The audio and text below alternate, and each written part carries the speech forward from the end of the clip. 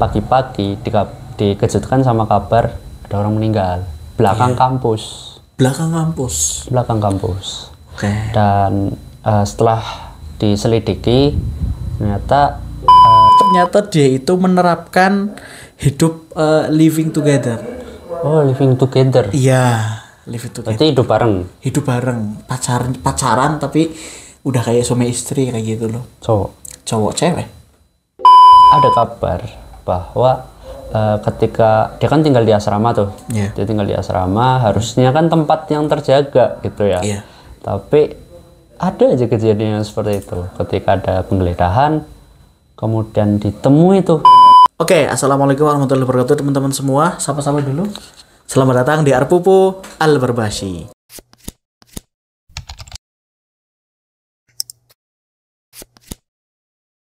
Oke, dalam video kali ini kita akan sedikit berbincang-bincang nih. Ngobrol. Kenalan dulu lah, perkenalan. Ada orang mengatakan tak kenal maka ta'aruf. Kenalan. Oke, silahkan. Ya. Dari mana? Nama saya Jabar Hikmatiar. Ya, akhir-akhir ini kesibukannya cuma sebagai mahasiswa. Ya, nugas. Kemudian apalagi? Ketemu mantan dosen. Enggak. Ya gitu-gitulah Mas. Oke, iya. Layaknya mahasiswa ya. Pokoknya semester akhir juga ya sama kita ya berarti ya. Ya, semester 6. Semester akhir ya, aku juga semester 6. Doakan semoga kita lulus tepat waktu dan di waktu yang tepat. Gitu. Amin. Oke. Kali ini kita akan ngobrolin masalah yang cukup dekat sama kita sih. Kita kan anak muda ya. Kita kan sering main gitu kan. Suka main, suka nongkrong dan lain-lain. Kita akan ngobrolin suka aneh-aneh termasuk. Kita akan ngobrolin masalah pergaulan. Gimana pergaulan kamu itu gimana? Ya, secara gambaran umum gitu ya. Ya, ada fluktuatif sih. Ada masanya di atas, ada masanya di bawah. Ada masanya baik-baik aja. Ada masanya tidak baik-baik saja.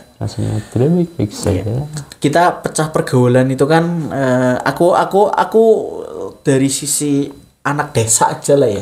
Ya jangan gitu. Enak saya juga anak desa. Oke. Maksudnya yang banyak berinteraksi dengan anak-anak yang ada di desa gitu lah. Ya kayak gitu-gitulah. Aku rasa pergaulan di kota, terutama di kota itu kenapa begitu jauh dengan pergaulan yang ada di desa. Aku juga ya ke kota beberapa waktu aku hinggap di kota gitu. Dan aku ngerasa itu pergaulannya itu beda banget sama lingkunganku yang ada di sini gitu. Itu penyebabnya kira-kira apa? Berdasarkan dari Anda yang memang udah lama di situ. Kalau penyebab pergaulan kota tuh lebih kita katakan lebih brutal gitu ya. Lebih brutal dari yang pernah kita alamin di sini gitu ya. Lebih freedom itu ya karena faktor tidak adanya pengawasan sih, lebih ke arah situ. Kita merasa lebih bebas. Kita merasa ya kan karena di kota dan rata-rata memang mungkin sebagai perantauan sendiri. Ya mereka merasa tidak ada yang mengawasi gitu. Selainnya kalau di rumah kan ada orang tua mungkin atau tetangga kita kenal gitu kan. Ada saudara, main dikit ke gunung saudara kenal ya kan. Turun dikit saudara lagi ya kan. Kemana-mana kita diawasin gitu. Tapi kalau di kota tuh enggak. Di kota tuh lebih kita mau jadi seperti apapun, kita mau melakukan apapun, orang-orang di sana itu coba tak acuh. Mereka ya udah biarin aja sih, toh mereka juga masih muda kok. Bukan urusanku. Dan lebih parahnya tuh kayak mereka bukan bagian dari orang-orang yang kita kenal, bukan bagian orang-orang yang sayang sama kita gitu lah ya. Jadi ya mereka tuh ya membiarkan kita untuk melakukan apa yang mungkin kita suka selama itu tidak mengganggu kehidupan pribadi mereka. gitu. Lu gue gitu ya. Ya lu gue. Iya, oke. Itu menarik sih ya, menarik teman-teman. Aku juga lama di kota sebenarnya sih. Aku lama di kota Bogor itu. Dari Apain tuh Mas Bogor? Ikut orang tua. Ke puncak? Enggak. Oh, enggak. Pernah ke puncak. Kenapa cet? Puncak. Kenapa cet? Kenapa cet? Macet. Iya, sangat pada saat itu. Ketika libur sekolah pasti di puncak gitu. Ada villa yang L-nya 1, L-nya 2 itu aku udah tahu maknanya apa itu aku tahu. Udah tahu ya Mas ya? Iya, udah tahu. Itu ya, aku di pergaulan di situ aku juga lama di kota, kurang lebih berarti berapa tahun ya? 8 tahun. 8 tahun di kota. 8 tahun di kota. Aku inget banget 2 tahun pertama itu aku enggak sekolah. Terus aku sekolah itu dari kelas 1 sampai kelas 6. Kelas 5 akhir berarti 7 tahun, 6 tahun, 7 tahun aku di Bogor itu. Seenggaknya aku juga merasakan pergaulan-pergaulan yang memang ada di situ kayak gitu ya. Di situ tuh. Ini maaf ya sambil. Monggo apa. Enggak ada kopi ya? Enggak ada ya? Dingin gitu. Kayak gitu jadi. Nah, ketika kita berbicara itu kan pergaulan secara general. Nggak mematok semua umur, nggak mematok salah satu umur gitu kan. Semuanya mungkin bisa digeneralkan, abstraknya lah kayak gitu ya. Tapi kalau kita lebih mengerucutkan lagi pada satu aspek, kita bahas di umur-umur kita, pemuda-pemuda kayak kita ya, yang dimana kita itu lagi beringas-beringasnya, ya nggak sih? Lagi beringas lagi, kita rasa keingin mencari diri. Iya betul, mencari jati diri, rasa keingintahuan kita itu kan luas banget gitu kan. Itu menurutmu negatifnya dulu Negatif dulu nih? Iya betul. Negatif dulu. Iya. Pikirannya gimana ya? Kan min plus, nggak ada plus min. Min plus. Oke. Contoh atau pergaulan yang pernah antum alami kayak gitulah, pengalaman atau apa gitu. Ya cerita aja ya. Oh boleh silakan. Maksudnya saya dapat cerita gitulah. Oke. Karena emang mungkin untuk pergaulan yang dalam tanda kutip ranahnya ke negatif itu banyak sih. Seperti ada nih beberapa kasus kemarin yang sempat menimpa mahasiswa juga. Ya dia masih satu kampus sama saya. Dan itu kejadiannya itu sangat cepat gitu. Jadi kita nggak menyangka gitu. Tiba-tiba pagi-pagi dikejutkan sama kabar ada orang meninggal belakang kampus. Dan setelah diselidiki ternyata alasan dia meninggal itu karena pembunuhan. Dibunuh. Nah, uniknya, bukan unik ya, parahnya gitu ya. Ternyata motif pembunuhannya itu apa sih? Dimotivasi oleh sebuah rasa ketakutan karena takut untuk mengambil tanggung jawab gitu. Karena mereka mau anaknya aja. Nangkep. Aku nangkep. Nggak usah disebut lah ya. Iya. Gitu. Ya, terus itu satu. Terus ada lagi kasus yang itu kejadian sama, ini saya dapat kabarnya dari teman ya. Memang dikenal orangnya baik, terus nggak neko-neko lah.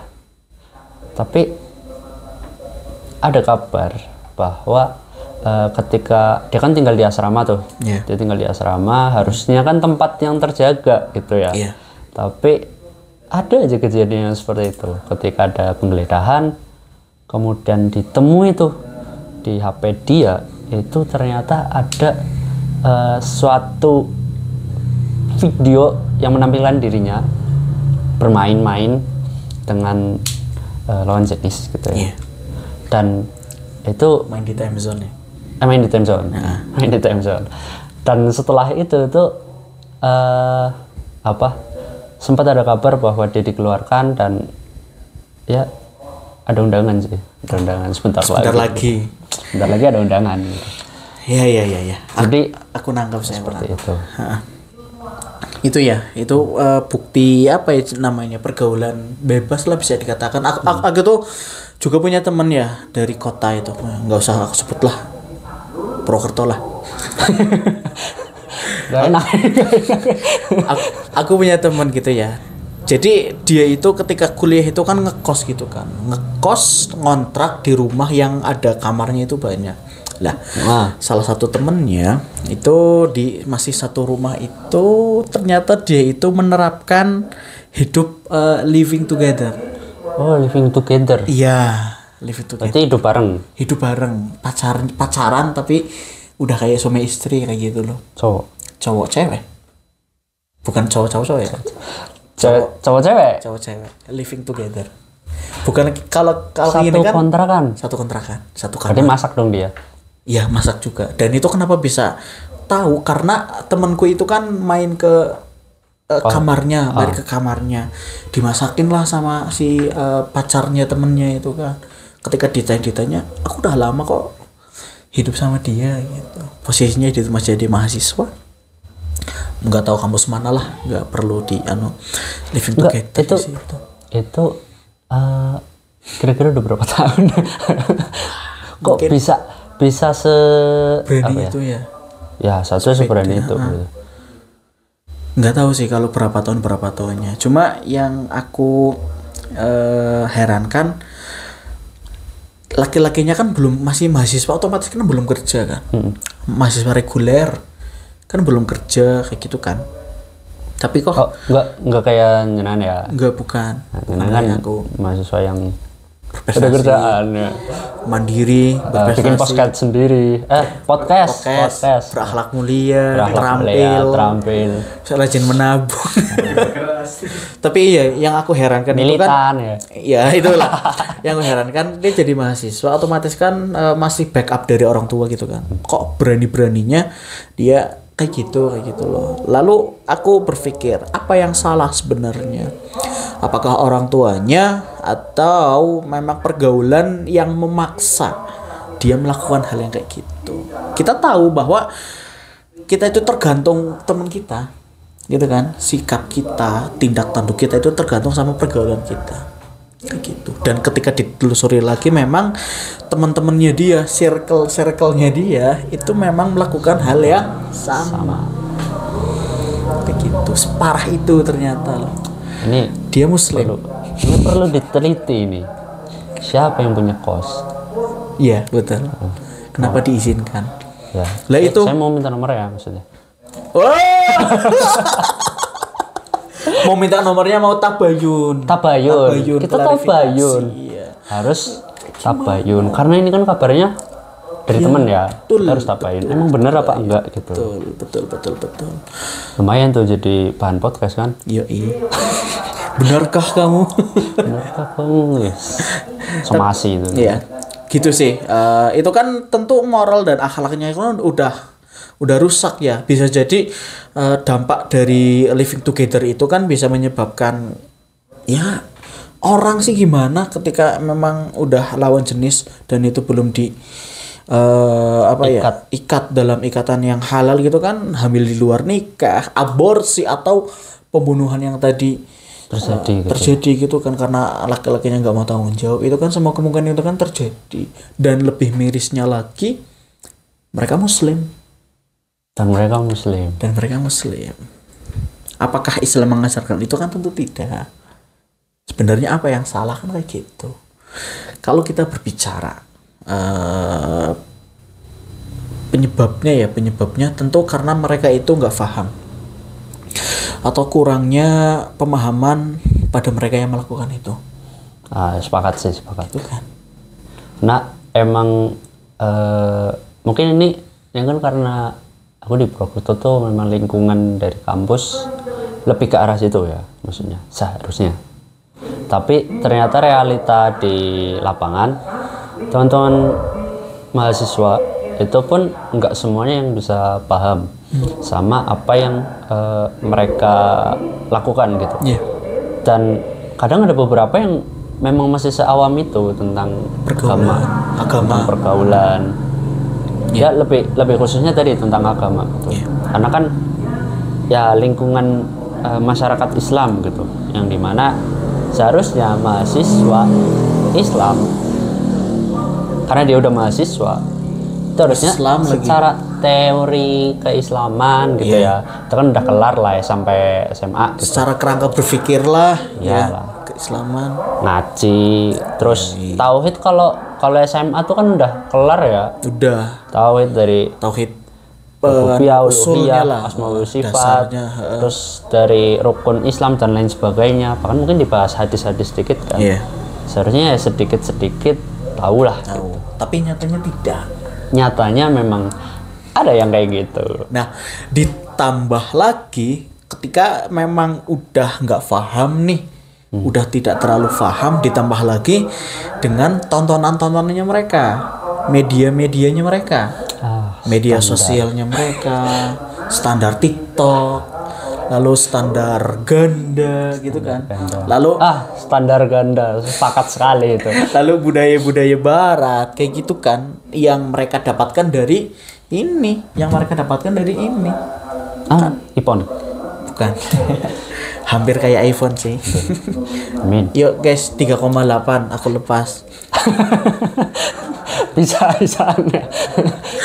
bisa ya sambil dagang gitu ya. Apa ini karena lapak sendiri, dagang sendiri, terserah Anda lah. Tapi memang untuk yang tadi ya kepahaman mereka terkait agama gitu, itu emang miris sih, lebih ke arah situ gitu. Nah seharusnya secara kepahaman dalam mereka melakukan kegiatan-kegiatan sehari-hari itu kan bawaan gitu ya, bawaan dari ya mungkin ketika dia selama sekolah sebelumnya atau bahkan di rumah, di lingkungan rumah, dan kita nggak tahu mana yang bakal mempengaruhi itu ya kan. Kayak seperti itulah mungkin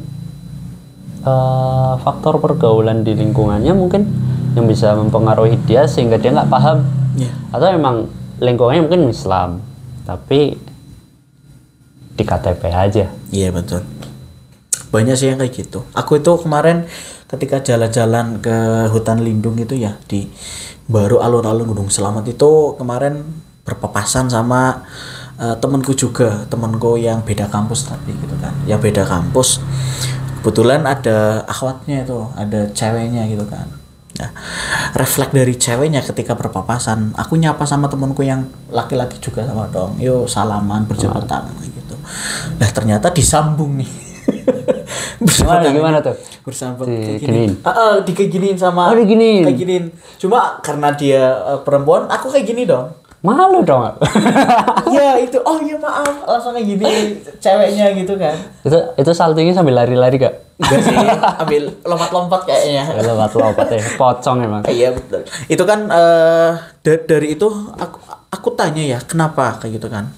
Jawabannya karena nggak enak kayak gitu. Nggak enak lah, udah biasa kayak gini, tiba-tiba kayak gini gitu. Dari situ aku berpikir, loh ternyata orang itu lebih manusia itu lebih nggak enakan sama orang daripada sama sang pemberi aturan gitu loh. Kan ditusuk pakai pasak seorang manusia itu lebih baik daripada menyentuhnya bukan mahram gitu kan. Dalilnya itu kan dari Allah, dari Rasulullah, maaf, hadis.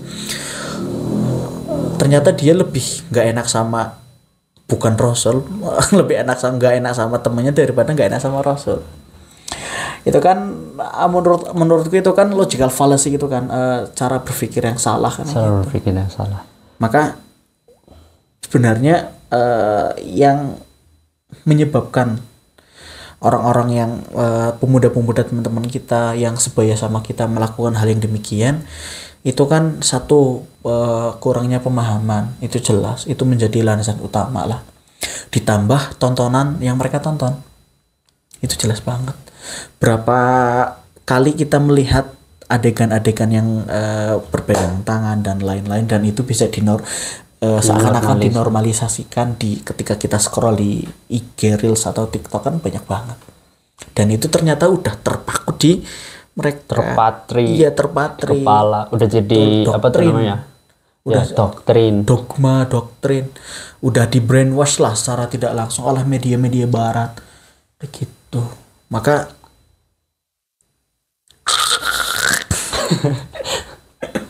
tapi untuk apa ya? kayak hal-hal seperti itu ya. Ini kalau secara psikologi.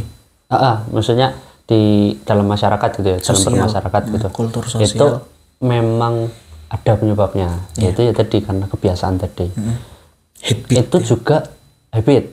Itu juga bisa dijelaskan sedikit sih dari ada namanya itu maqasid syariah itu namanya berbunyi seperti ini. Al-ada itu muhakamah atau mulakamah gitu. Muhakamah ya.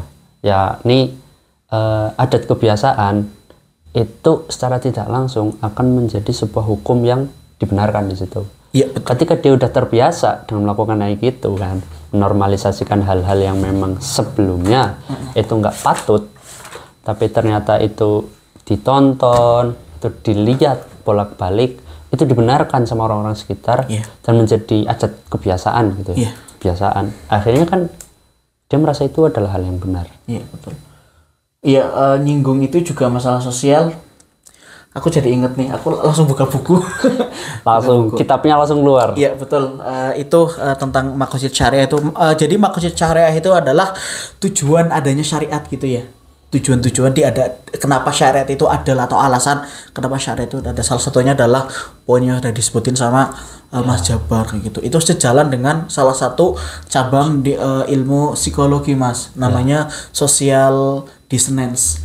Di mana social dissonance itu adalah sebuah paradigma ya, paradigma atau rangka berpikir di mana terjadi pembenaran di situ.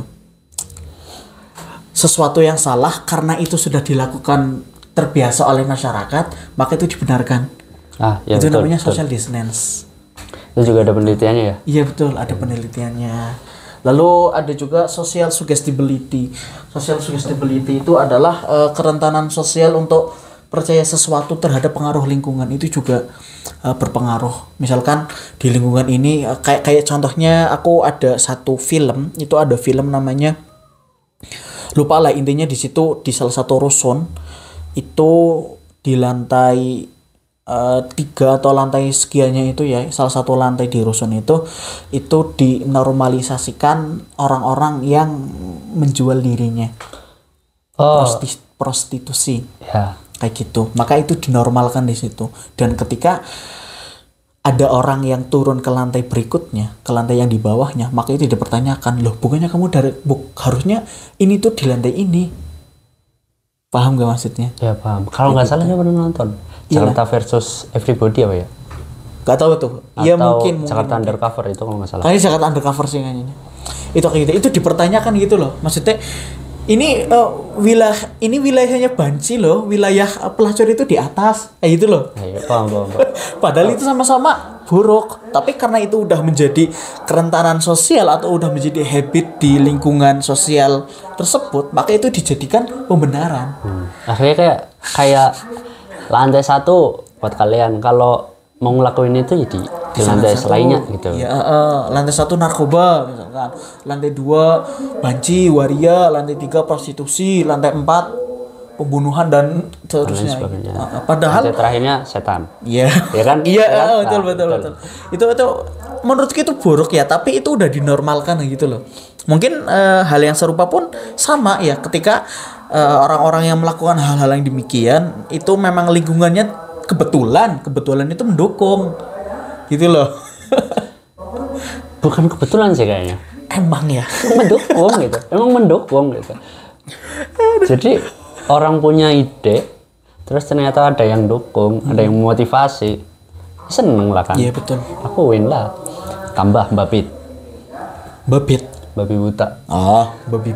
Babi but itu. Jadi ya, kita sebenarnya aku sebagai pemuda juga, kita ya itu miris nggak sih lihat yang kayak gitu?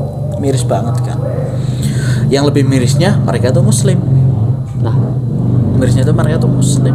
Dan di film itu juga ya. Iya. Dan di film itu juga iya. Makanya sih. Nanti kita akan bahas lah kenapa rata-rata yang melakukan keburukan di Indonesia itu muslim. Nanti kita akan bahas di video yang terpisah aja, teman-teman. Ya. Yang nggak ada sayangnya kayaknya. Nggak tahu tuh. Jangan dibahas. Soalnya agak di pinggir jurang juga sih. Sama ahlinya aja. Ya boleh. Sama aku sendiri aja lah. Sama volunteer. Jadi gitulah secercah ya. Lalu kita sudah bahas contohnya, example yang ada di masyarakat ya. Lalu kita udah kira-kira penyebabnya atau latar belakangnya. Lalu kalau misalkan di skripsi aja, jangan dulu bahas skripsi tolong. Kalau misalkan di karya tulis atau apapun kan pasti ada solusi. Iya. Solusi. Saran dan solusi. Iya. Itu kira-kira yang bisa kita lakukan. Kita kan nggak mungkin langsung mengubah. Uang sekelas presiden aja mungkin nggak bisa. Sekelas Ustadz Habib atau Kiai pun nggak bisa langsung mengubah. Power kita ya, kita berbicara kapasitas kita sebagai seorang pemuda yang mungkin langsung berinteraksi dengan mereka-mereka yang melakukan. Kira-kira solusinya itu apa? Yang paling konkret lah, yang bisa kita lakukan sesuai dengan kapasitas kita. Gimana ya? Kalau hal-hal seperti itu ya, itu jujur ya, susah itu. Iya betul. susah. Penyelesaiannya berbeda ya. Setiap orang tuh punya karakter masing-masing. Iya. Dan setiap orang itu punya cara pendekatannya masing-masing. Iya betul. Nah, aku kan punya beberapa teman-teman yang ya punya karakter yang berbeda-beda gitu lah. Ada yang harus cara ngomongnya itu keras. Ada yang keras juga, dan harus keras. Ada yang kalau nyindir tuh ya jangan setengah-setengah gitu. Yeah. Maksudnya kasih tahu aja sekalian gitu. Iya, betul. Terus ada juga yang ya memang harus perlu deep talk. Iya. Gitu. Dan hal-hal gitu, ya beberapa kali memang sempet satu hal yang kayak miris ya, itu temen kampus saya yang ternyata secara branding adalah kampus yang memang menjunjung tinggi Islam gitulah ya, menjunjung tinggi Islam. Namun memang dalam realitanya nggak semuanya itu menjalankan syariat sesuai dengan apa yang mereka pelajari. Gitu. Bahkan ada yang memang di sini Islam gitu, Islamis banget, udah kayak ukti. Ya lil. Tapi kalau udah keluar tuh udah uktea yang pakai G, uktea gitu. TA ya. Jadi kayak apa sih? Itu pakaian yang mereka pakai itu yang dari menutup, terus yang selebar-lebarnya gitu ya. Maksudnya selebar-lebarnya tuh sampai longgar lah. Longgar. Sampai menyapu jalan lah. Menyapu jalan gitu lah. Itu ganti itu menjadi keluar. Itu apa yang seharusnya tidak ditampilkan. Itu ditampilkan. Udah kayak ini aja sih. Apa sih namanya? Etalase berjalan gitu. Iya, paham. Udah tinggal sawang, barang bagus gitu kan kadang-kadang kan. Nah, itu ada hal-hal yang seperti itu. Dan itu sempat saya alamin secara pribadi. Kaget sih sebenarnya pas pertama, memang kaget karena ya memang sebelumnya nggak pernah menyangka hal-hal seperti itu akan terjadi. Kalau emang orangnya dari luar kenalnya emang kayak gitu, terus pas ketemu juga kayak gitu kan oke gitu ya. Tapi ketika branding awal kita ketemu itu solehah, terus gamis, tapi ternyata nggak seperti itu kenyataannya. Itu kan aduh gitu. Dan itu pendekatannya susah. Maksudnya ketika kita mau nyaranin nih, ngajak dia untuk bandar lagi contohnya, itu ya kita harus tahu dulu kenapa dia melakukan hal yang gitu. Alasan apa sih kenapa dia termotivasi untuk melepas apa yang udah dipakai. Oke. Itu kalau misalkan kita mau menangani orang-orang yang kayak gitu ya, itu juga salah satu psikologi juga sih sebenarnya. Itu di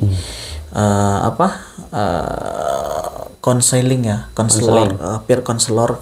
Kemarin itu PP, salah satu organisasi kepemudaan itu juga ngajarin memang kita jangan mudah menjudgment orang ketika melakukan hal yang salah gitu. Maka latar belakangnya itu seperti apa dulu, kata gitu.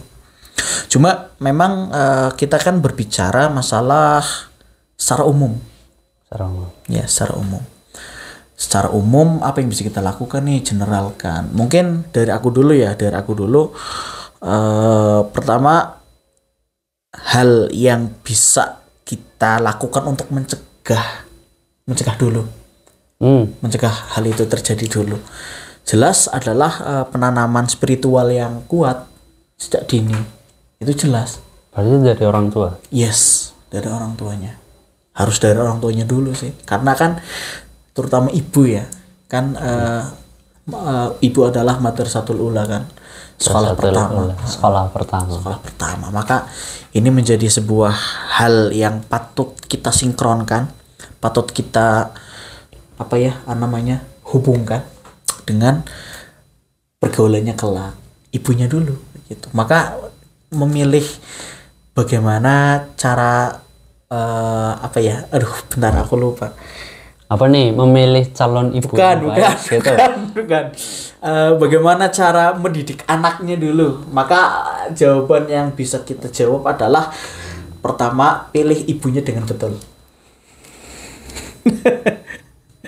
Nah, ini kalau kasusnya gini Mas. Kalau kasusnya itu ternyata kita udah jadi anaknya gitu. Iya, kita sebagai anak nih. Iya, kita berbicara sebagai anak. Atau kita mungkin ya berbicara sebagai teman. Tapi dalam konsep itu gimana? Pertama kita perlu kasih paham dulu. Nih. Kasih tahu Mas. Iya, jelas. Yang pertama tentu kita tanya dulu yang seperti jenengan bilang, latar belakangnya apa. Tentu ketika dia tahu bahwa itu salah, tentu ada gejolak di hatinya. Lah, ketika hatinya itu sedang bergejolak, maka kita kasih pemahaman. Kita bahasanya itu menambahkan lah, kita menguatkan bahwa itu memang beneran salah, didukung dengan fakta realita dampak dari hal yang dia lakukan, lalu fakta dari sisi teologinya, dari sisi agamanya. Itu kan kalau misalkan dia memang dari keluarga muslim, aku rasa dia masih bisa menerima lah, ya kan, masih bisa menerima 1-2 hal masalah Islam, aku rasa masih bisa menerima sih.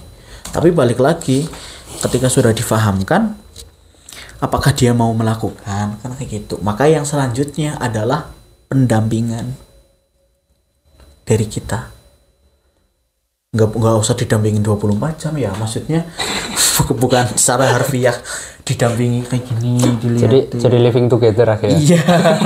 Bukan kayak gitu sih ya. Nggak kayak tadi nggak. Jangan. Dalam artian kita melakukan pendampingan, kita ajak dia untuk memilih pergaulan yang sehat. Kayak gitulah. Kita ajak dia kegiatan-kegiatan yang positif, organisasi, walaupun dalam beberapa kasus yang kayak gitu itu muncul dari organisasi. Kita nggak bisa pungkiri itulah, tapi aku yakin organisasi tetap banyak baiknya aja daripada buruknya. Kan kayak gitu.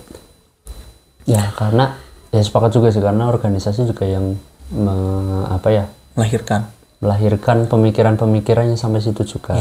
Nah kan banyak aktivis kekerasan seksual, aktivis gender, bahkan teman-teman perempuan itu muncul untuk bisa menyuarakan itu memang dari bentuk kolektif. Salah satunya organisasi itu tadi. Betul, sepakat. Jadi organisasi itu penting atau enggak sih? Kita akan bahas di video selanjutnya. udah ada bahan nih, udah ada 2 bahan video selanjutnya nih. Pokoknya di sini aja, stay tune. Ya, di Arpupo Al-Barbasi. Entah di Dupot Cushion atau di Adu Fusion. Kayak gitu. Oke, cukup apa? Atau mau menyampaikan sesuatu lagi kepada para audiens? Silahkan. Yang view-nya itu 100. Udah berapa ini? View-nya udah berapa? Ya nggak tahu lah. Belum tahu. Karena kita baru rekamnya nggak tahu ya. 1 tok. Iya, 1 tok. Apa sih ini view-nya orangnya 1 tok gitu. Oh iya. Ya, ada pesankah atau satu hal untuk teman-teman yang emang sebagai anak muda gitu ya. Satu hal teman-teman yang memang anak muda dan pengen untuk kembali, itu adalah bagaimana yang pertama kembali kepada jalan yang menurut dia benar. Gitu. Karena Siratal ini kita umum kan? Iya, umum. Nggak semuanya orang Islam kan? Iya, betul. Nah, kembali ke jalan yang menurut kalian benar gitu. Kenapa yang menurut kalian benar ya? Norma yang kita pegang kadang-kadang itu kebenaran yang kita pegang itu kadang-kadang berbeda. Yeah. Seperti salah satu filsuf yang mengatakan gitu, namanya Socrates. Socrates itu mengatakan bahwa kebenaran itu relatif. Yeah. Kadang kebenaran itu bisa dipertahankan ketika kita bisa menjawab dan memberi argumen dari apa yang menurut kita benar. Yeah. Betul, sepakat tuh. Nah, terus selain dari itu apa? Ya kita coba ketika kita merasa ada suatu kebenaran itu cari kebenaran itu lewat apa? Ya kalau kita umat Islam gitu ya, kita lewat kajian di Quran. Terus kemudian cari teman-teman yang memang mendukung untuk kita kembali ke jalan yang benar gitu. Hijrah, one day one juice, one day one ayah, atau apalah, pokoknya yang memang kolektif tentang kegiatan-kegiatan yang berujung pada kebaikan. Dan satu hal yang terakhir itu ada hadis Nabi yang menyampaikan balighu anni walau ayat. Sampaikanlah dariku walau satu ayat. Karena setiap satu ayat yang kita sampaikan pahalanya jariah. Yoi, betul. Oke. Menarik sih ini teman-teman ya. Kita akan lanjut pembahasannya ya. Oke, jadi kita akan mengakhiri. Udah berapa? 20. Oke, sip. Pas banget setengah jam. Kita terima kasih Mas Jabar atas waktunya gitu ya. Semoga usahanya lancar terus. Amin. Kegiatan-kegiatannya lancar terus, usaha untuk mendekatkan diri kepada Allah, calon mertua lancar. Amin ya Allah. Aku yang amin. Kita amin bareng-bareng. 1, 2, 3. Amin. Itu aja ya teman-teman ya. Sekian kalau terima kasih doanya lah. Oke, sama-sama kembali kasih. Like video ini kalau kamu suka dan dislike kalau nggak suka. Silahkan tekan link yang ada di bawah untuk mendukung perkembangan channel ini agar lebih berkembang lagi. Jangan lupa like, share, komen, dan subscribe. Aku Aditya. Dan saya Abdul Jabar Hikmatyar. Oke, dan salam akal sehat. Oke. Pira? 30 siji. 30 pitu.